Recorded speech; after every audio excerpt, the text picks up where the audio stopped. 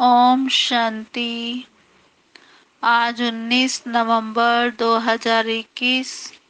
आज मीठे प्यारे बाप दादा के महावाक्य हैं। मीठे बच्चे, सर्विस के साथ साथ याद की यात्रा को भी कायम रखना है। बाबा कहते सर्विस के साथ साथ याद की यात्रा को भी कायम रखना है। इस रूहानी यात्रा में कभी ठंडे नहीं होना। इस रूहानी यात्रा में कभी ठंडे नहीं होना। प्रश्न है, बच्चों की दिल अगर रूहानी सर्विस में नहीं लगती तो उसका कारण क्या है? बच्चों की दिल अगर रूहानी सर्विस में नहीं लगती तो उसका कारण क्या है? उत्तर, अगर रूहानी सर्विस में दिल ना लगे तो जरूर देह अभिमान की ग्रहचारी है। चलते चलते देह अभिमान के कारण जब आपस में रूठ पड़ते हैं तो सर्विस ही छोड़ देते हैं। एक दो की शक्ल देखते ही सर्विस के ख्याल उड़ जाते हैं। इसलिए बाबा कहते इस ग्रहचारी से संभाल करो। गीत है, हमारे तीरथ न्यारे हैं। ओम शांति। बाबा कहते इस गीत की लाइन ने बच्चों को खबरदार कर दिया। बाबा कहते इस गीत की लाइन ने बच्चों को खबरदार कर दिया। क्या कहा? कि हमारे तीरथ न्यारे हैं। कौन से तीरथ हैं? तो बाबा ने कहा बुद्धि में ये याद रखना है कि हम तीर्थ यात्रा पर हैं। हमारी ये यात्रा सबसे न्यारी है। हमारा तीर्थ स्थान है परम धाम, सूक्ष्म लोक, मधुबन।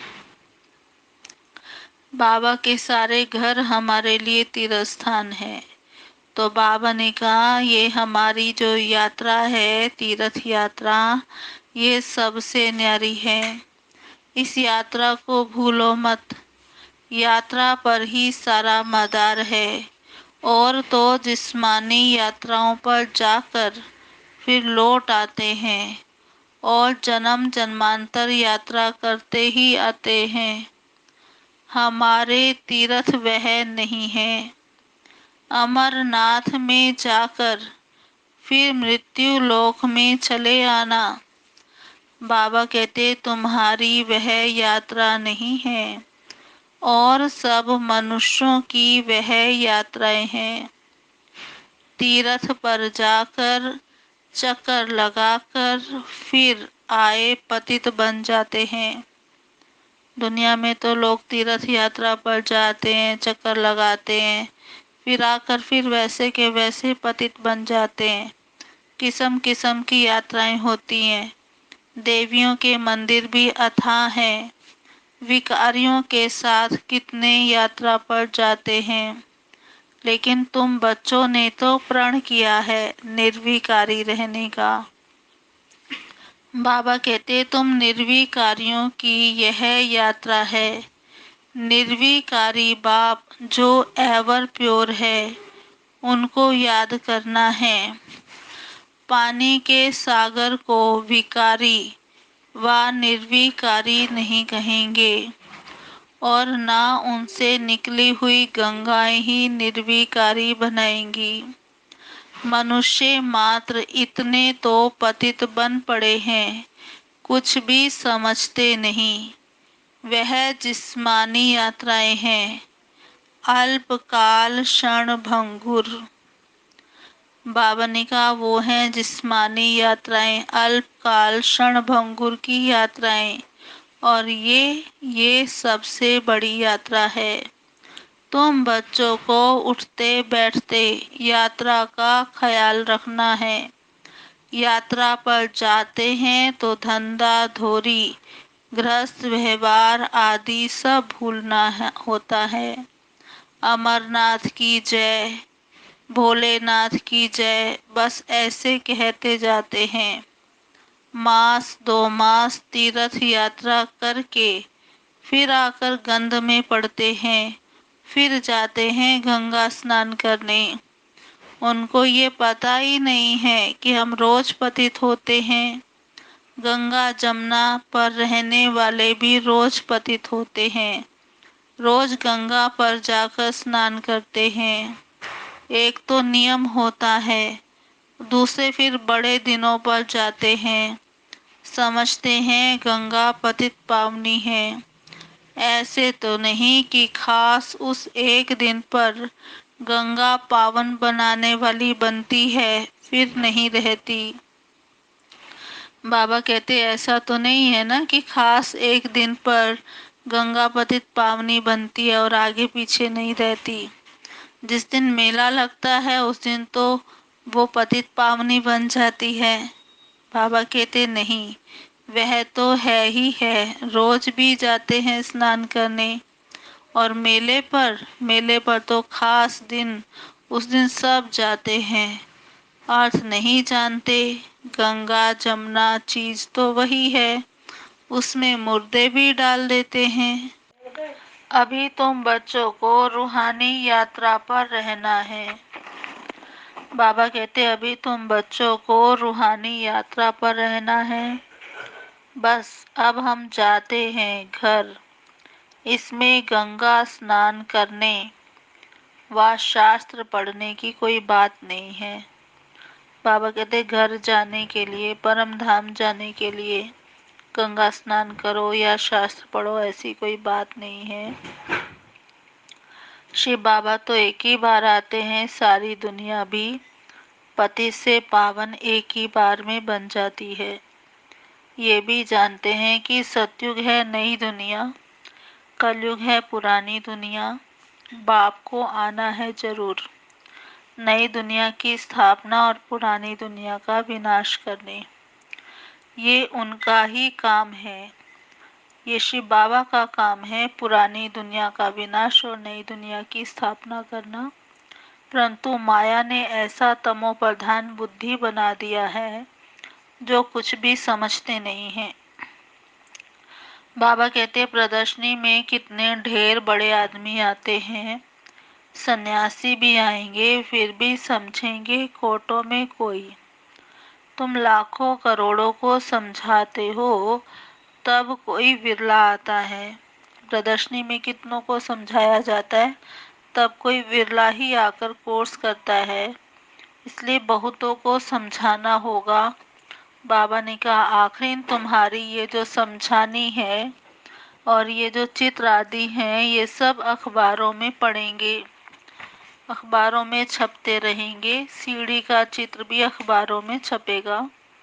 कहेंगे ये तो भारत के लिए है और धर्म वाले कहाँ जाएंगे। तो बाबा कहते कयामत का समय भी गाया हुआ है। कयामत अर्थात वापस जाने का समय।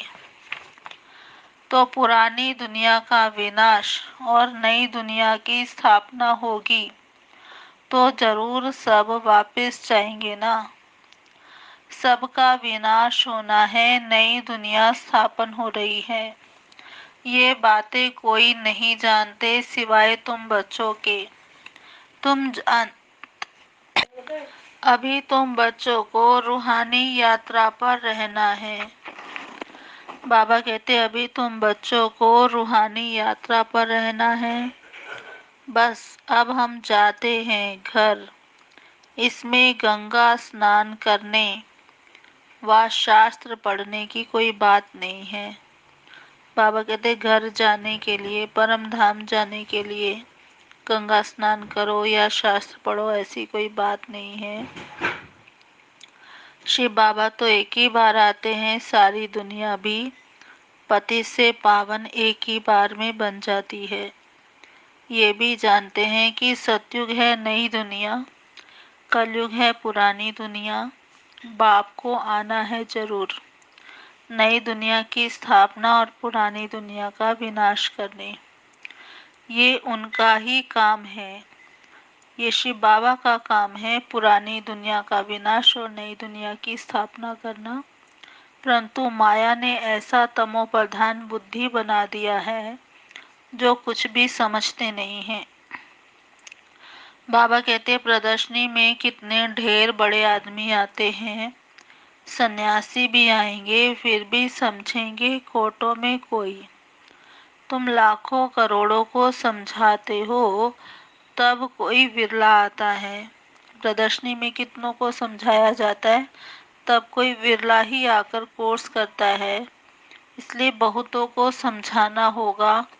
बाबा ने कहा आखिर तुम्हारी ये जो समझानी है और ये जो चित्र आदि हैं ये सब अखबारों में पढ़ेंगे, अखबारों में छपते रहेंगे। सीढ़ी का चित्र भी अखबारों में छपेगा। कहेंगे ये तो भारत के लिए है और धर्म वाले कहाँ जाएंगे। तो बाबा कहते कयामत का समय भी गाया हुआ है। कयामत अर्थात वापस जाने का समय।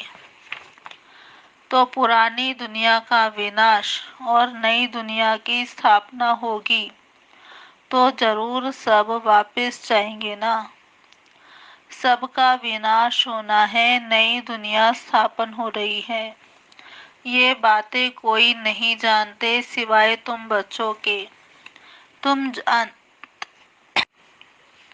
जो बच्चे सर्व शक्तियों के संपत्तिवान हैं।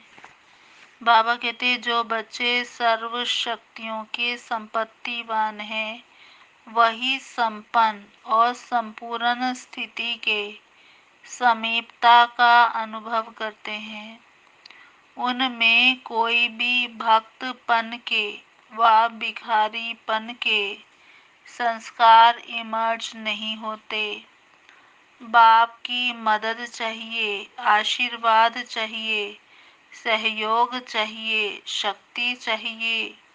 ये चाहिए शब्द दाता विधाता वरदाता बच्चों के आगे शोभता ही नहीं। वे तो विश्व की हर आत्मा को कुछ न कुछ दान व वरदान देने वाले होते हैं। आज का स्लोगन हर आत्मा को कोई न कोई प्राप्ति कराने वाले वचन ही सत वचन है। हर आत्मा को कोई न कोई प्राप्ति कराने वाले वचन ही सत वचन है। अच्छा जी, ओम शांति। अभी सुनते हैं आज की मुरली के स्वमान। पहला स्वमान है मैं आत्मा रूहानी तीर्थ यात्रा पर हूँ। मैं आत्मा रूहानी तीर्थ यात्रा पर हूँ। दूसरा स्वमान मैं आत्मा निर्विकारी हूँ। मैं आत्मा निर्विकारी हूँ।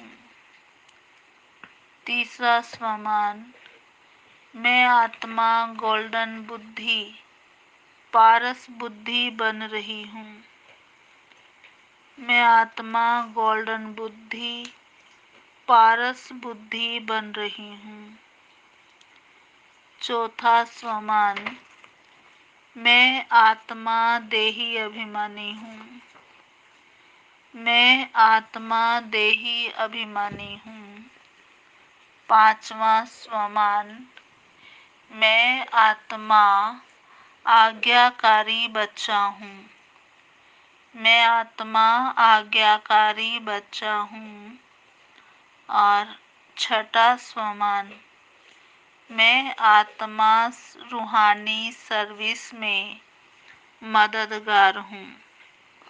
मैं आत्मा रूहानी सर्विस में मददगार हूँ। सातवां स्वमान मैं आत्मा सर्व शक्तियों की संपत्ति से संपन्न हूँ। मैं आत्मा सर्व शक्तियों की संपत्ति से संपन्न हूँ। अच्छा जी, ओम शांति। आज सभी को गुरु पूर्णिमा की, गुरु पर्व की बहुत बहुत बधाई। ओम शांति।